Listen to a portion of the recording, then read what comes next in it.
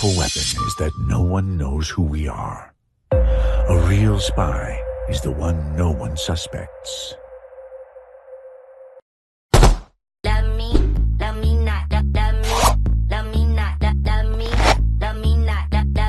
안녕하세요.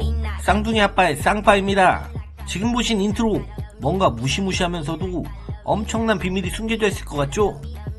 바로 냉전시대 스파이 전쟁을 상징하는 인트로를 만들어 보았습니다. 오늘은 실제로 두 나라의 스파이들이 세상을 흔들었던 스파이들의 비밀 작전과 믿기 힘든 황당한 동물 스파이 이야기까지 쉽고 재미있게 파헤쳐보려고 합니다. 그럼 함께 가보실까요?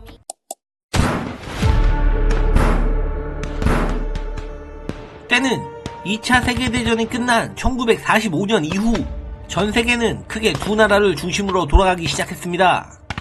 바로 미국과 소련이죠.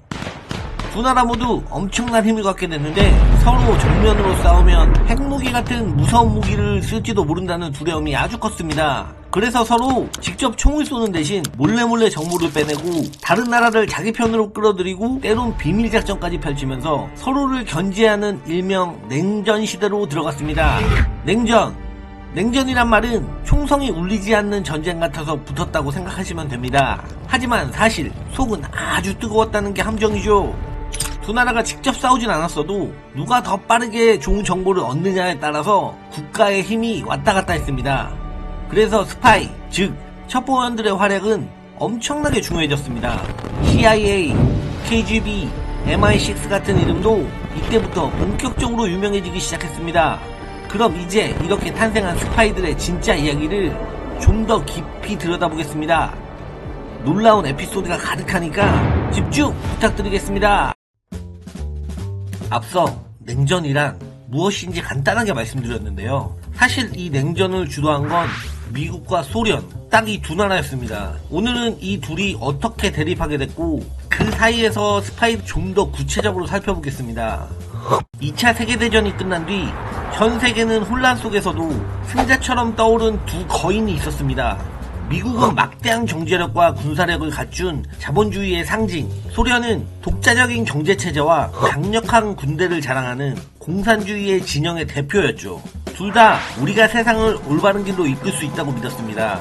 그러나 그 둘은 서로를 경계하고 의심했습니다. 왜냐하면 전쟁이 끝났다고 해도 누가 더 세계를 이끌 힘이 있느냐가 사실상 2라운드처럼 시작이 됐습니다. 여기에 핵무기, 미사일 등이 발달하면서 직접 전쟁을 벌이다가는 지구가 박살날지도 모른다는 공포가 아주 커졌습니다. 그래서 이들은 보이지 않는 전쟁, 즉 정보전과 이념전파 경쟁에 나서게 된 겁니다. 그렇다면 어떻게 서로를 견제하고 감시했을까요? 바로 그 스파이, 즉 첩보원들의 활약 덕분이었죠. 미국 CIA와 소련 KGB를 필두로 양쪽은 상대방의 군사, 정치, 정보를 빼내려 믿기 힘들 정도로 치열한 비밀작전을 펼쳤습니다. 때론 정권을 전복하기도, 때론 핵미사일 위치를 알아내려고 애를 썼습니다. 그런데 말입니다. 이렇게 빡빡한 경제 속에서 동물까지 스파이로 써먹었다는 소문이 있을 정도니까 얼마나 간절했는지 아시겠죠? 그렇다면 먼저 미국의 CIA 이야기를 좀 더 깊이 들어가 보겠습니다. CIA의 탄생과 조직의 배경을 한번 알아보도록 하겠습니다. CIA는 직역을 하면 중앙정보국 정도로 해석이 되는데요. 2차 세계대전 때 전략사무국이라는 전신이 있었습니다. 전쟁이 끝난 뒤 미국은 앞으로는 직접 총을 쏘는 대신 정보를 확보하는 게 승패를 가를 거다라고 판단을 했습니다. 그래서 1947년 국가안전보장법이라는 것을 통해 CIA를 공식 출범시켰습니다. 간단히 말해 비밀 작전과 첩보 수집을 전문적으로 담당하는 기관입니다. 냉전 시대에는 양국이 핵무기 공포 때문에 직접 충돌을 하는 것보다 정보전이 핵심이었습니다. CIA에서는 세계 곳곳에 간접 개입을 시도하였고, 예를 들면 정치 공작이나 쿠데타 지원 등 여러가지 임무를 수행을 하였습니다. 대표적인 인물로는 쿠바 피그만 침공이라고 가장 유명한 CIA 작전 중 하나입니다. 1961년 쿠바 혁명으로 피델 카스트로가 집권하자 미국은 그를 무너뜨리려 쿠바 망명자들을 비밀리에 훈련시켜 쿠바를 침공하였습니다. 그런데 이 작전이 완전히 실패해버립니다.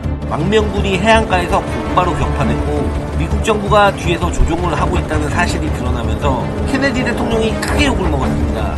이 실패로 인해 쿠바는 더더욱 소련 편으로 붙었고 결국 쿠바 미사일 위기로 이어지면서 세상이 핵전쟁 문턱까지 갈 뻔했습니다.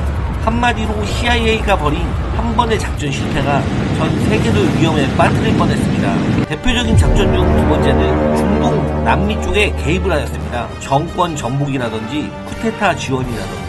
하지만 쿠바만이 예외는 아니었습니다. 냉전이 한창이던 시절 소련 영향을 막지 못했다는 명분 아래 CIA는 중동, 남미 곳곳에서 정권 정복이나 쿠데타 지원에 관여했다는 것으로도 알려져 있습니다. 예를 들어 1953년 영국 MI6와 함께 이란 모사데그 총리를 축출하고 친서방 성향의 지도자를 세웠다는 이야기도 유명합니다. 일부에서는 이것도 오늘날의 중동 불안정을 이야기한 시초 중 하나라고 비판을 받고 있습니다. CIA 하면 또 빠질 수 없는 게 영화에서 보면 초소형 카메라나 독특한 무기 그리고 공작원들의 잠입 작전이죠. 실제로 냉전 기간 동안 팬형 녹음기, 구두 속 송신기, 무산총, 심지어 담배 폭탄 같은 다양한 장비들이 개발이 되었습니다. 어떤 건 실전에 쓰였고 어떤 건 실험 단계에서 머물렀다고 해요.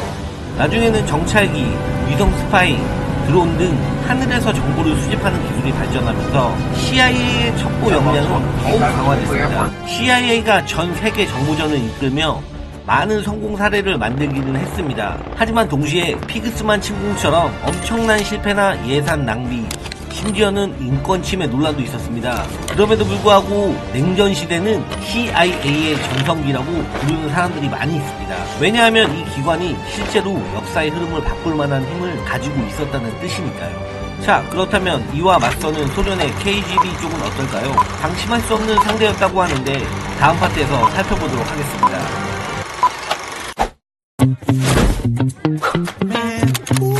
See that girl? No, stop it, man. I saw it first. My lord. Nah, back up, man. Yeah.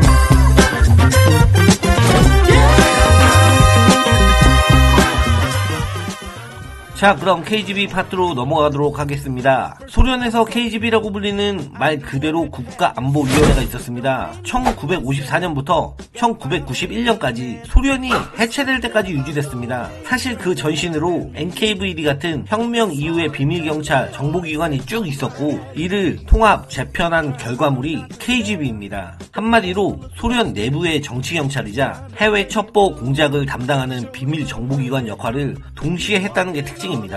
KGB의 조직구도를 간단하게 정리해보면 내부 보안, 해외 첩보, 정치경찰 기능을 모두 포괄하고 있는 거대 시스템이었습니다.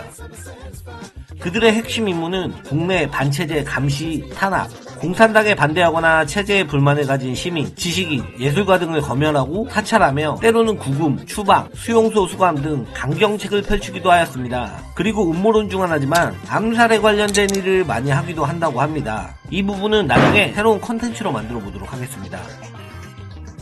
스파이대전, 대전의 상편은 영상이 길어지는 관계로 여기까지 하겠습니다. 여러분 재미있으셨나요? 여러분의 구독과 좋아요, 알림 설정은 밤낮없이 일하는 저에게 큰 힘이 됩니다. 스파이대전 하편과 더 재미있는 컨텐츠로 인사드리도록 하겠습니다. 감사합니다.